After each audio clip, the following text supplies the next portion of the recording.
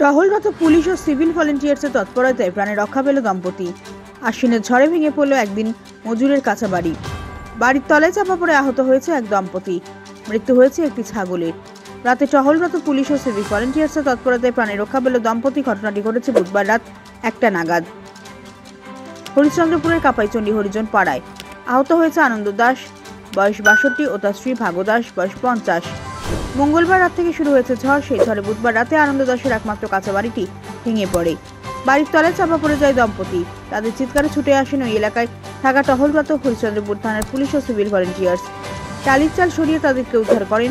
পরিবারের লোকেরা আহত দম্পতিকে রাতেই কুশিদা উপস্বাস্থ্য কেন্দ্রে নিয়ে যায়। এই খবর জানতে পেরে ক্ষতিগ্রস্ত পরিবারটির সঙ্গে দেখা করেন জেলা পরিষদের কৃষি সেচ সমবায় কর্মাধ্যক্ষ রবিউল ইসলাম। পরিবারটিকে আর্থিক সহায়তার পাশাপাশি সরকারি সব রকমের সাহায্য পাইয়ে দেওয়ার আশ্বাস দেন তিনি। ঘটনাটা আমার কেউ করেনি বাবু। আমার ঘটনাটা হলো যে রাত 1 থেকে 1:30টার সময় আমি আমার বৌমা ঘুমাইছিলাম। তখন বৃষ্টি পড়ছিল। তখন বৃষ্টি পড়ার কারণে এক বাইক ঘরটা ভেঙে আমার উপরে পড়ে যায়। আমি ঘর চাপা পড়ে আমি চোখের মধ্যে ছিলাম, আমি আর আমার বউ। আমি বাইরে করে আমি চিৎকার করছি, কেউ আসছে না। সে সময় পুলিশের গাড়ি যাচ্ছিল বহরের দিকে।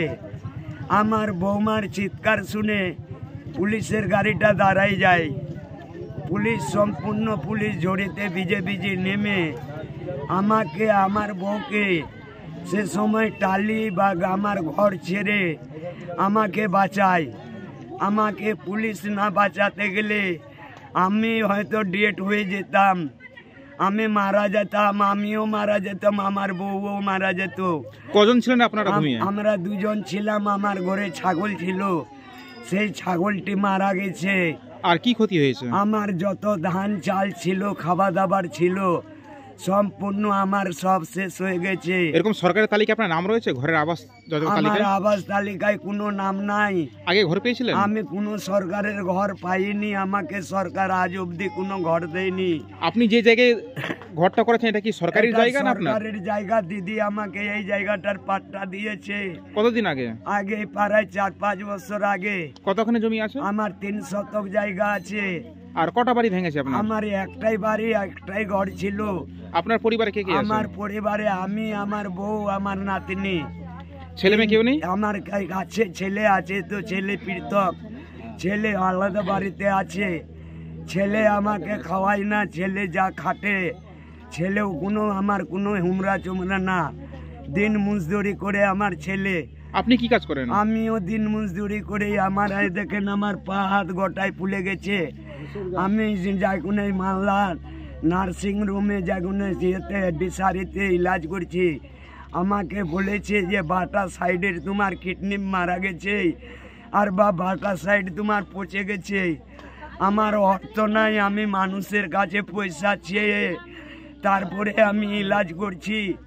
আমার সামনে শুক্রবার মালদা যাবার ডেট, কিন্তু আমার কাছে পয়সা নাই যে আমি মালদা যাব। আপনার নাম? আমার নাম আনন্দ দাস। আপনার বাড়ি? আমার বাড়ি কাপাইচন্ডী। কটা বাড়ি ভেঙেছে? আমার একটাই বাড়ি ভাঙেছে। আমার বউর নাম ভাগো দাস। ওই কুশিদা অঞ্চলের কাপাইচন্ডী, আমাদের এটা এই পাড়াটা হরিজন পাড়া, কাপাইচন্ডী। এখানে এসছি আনন্দ দাস। ওনার বাড়িটা রাত্রেবেলা হঠাৎ করে, যেহেতু এই সময় আশ্বিন মাসে এটা ঝড় বৃষ্টির সময়, বৃষ্টি পড়ছিল, হঠাৎ করে রাজ্য সরকারের দেওয়া পাট্টার এটা জায়গা 3 শতক মাটি ওনাকে দিয়েছেন সরকারিভাবে। এবং এই বাড়িটাতে একদম রাস্তার ধারে বাড়িটা উনি করেছেন। এবং স্বামী স্ত্রী এবং একটা ছোট বাচ্চা। ভাগ্যক্রমে ওই বাচ্চাটা তখন বাথরুমে বাইরে বাথরুম করার জন্য গেছিলো, এবং স্বামী স্ত্রী দুজনেই শুয়ে থাকাকালীন অবস্থায় হঠাৎ করে বাড়িটা পড়ে যায়। উপরে টালির চালা ছিল। সেই সময়টাতে ভাগ্যক্রমে হরিশ্চন্দ্রপুর থানার পুলিশ এই এলাকায় টহলদারি করার কারণে ওই রাত্রেবেলা উদ্ধার। না হলে হয়তো উপরাল্লা ঈশ্বর ভগবানের কৃপায় ওনারা বেঁচে গেছেন, নাহলে একটা বড় ধরনের কিন্তু দুর্ঘটনা ঘটতে পারত। যাক, ওনারা বেঁচে গেছেন। আমরা যখন খবর পেয়েছি হরিশ্চন্দ্রপুর বিডিও সাহেবকে বলেছি, এবং সরকারিভাবে যেটুকু ত্রাণ দেওয়ার বিডিও সাহেব নিজস্ব টিম পাঠিয়ে এখানে দিয়েছেন। এই যে জেলা পরিষদের মেম্বার হিসাবে এই এলাকার নির্বাচিত সদস্য, যখন আমিও খবরটা পাই সঙ্গে সঙ্গে আমিও কিন্তু এখানে আসি এবং ওনাদের সাথে আমি কথা বলি। আমি আমার দিক দিয়ে যতটা ওনাদের পাশে আছি এবং পাশে থাকবো সরকারিভাবে। পরিবারটি জানাচ্ছেন যে তাদের আবাস তালিকায় নাম নেই, তারা একটা বাড়ির আবেদন করছেন। যাকে আমি প্রশাসনিকভাবে বিডিও সাহেবের সাথে প্রয়োজনে এসডিও ডিএম সাহেবকেও বলবো যে কিভাবে এটার একটা সমস্যার সমাধান করা যায়। অরিজিনালি এরা খুব গরিব, কারণ পাট্টা জমি আর বাস্তুভিটা এটা ছাড়া আর কোনো রকম কোনো কিছু তাদের কিন্তু কোনো গতি নেই। এবং উনি নিজেই একজন পেশেন্ট, দুটোই সম্ভবত কিডনি যেটুকু দেখা যাচ্ছে এবং বোঝা গেল তার ট্রিটমেন্ট যেভাবে চলছে কিডনিগুলোই খুব একেবারে অকেজো অবস্থায়, মানে খুব বাজে জায়গায় পজিশনে, এবং এইখানে ইনকাম করার মতো আর এদের পরিবারের লোক কিন্তু সেভাবে নেই। এবং ওনার স্ত্রী এখানে একটা ছাগলও মারা গেছেন, ছাগলটা গর্ভবতী ছিল, বাচ্চা ছিল পেটে, এই অবস্থায় মারা গেছেন এবং আর্থিক দিক দিয়ে খুবই দুর্বল। গতকাল থেকে যে বৃষ্টি হচ্ছে, এখন তো মাথার কোনো ঠাঁই নেই, এখন তারা পথে আশ্রয় নিয়েছেন না। এখন সরকারিভাবে ওই পলিসি যা দিয়েছে এবং পাশে একটা ওনার ছেলে ওই যে ঘরটা আপাতত, বাকিটা আমরাও প্রশাসনিকভাবে কথাবার্তা বলে একটা অ্যারেঞ্জমেন্ট আমরা অবশ্যই করার ব্যবস্থা করবো, না হলে কীভাবে থাকবে মানুষটা সেটা তো দেখতেই হবে।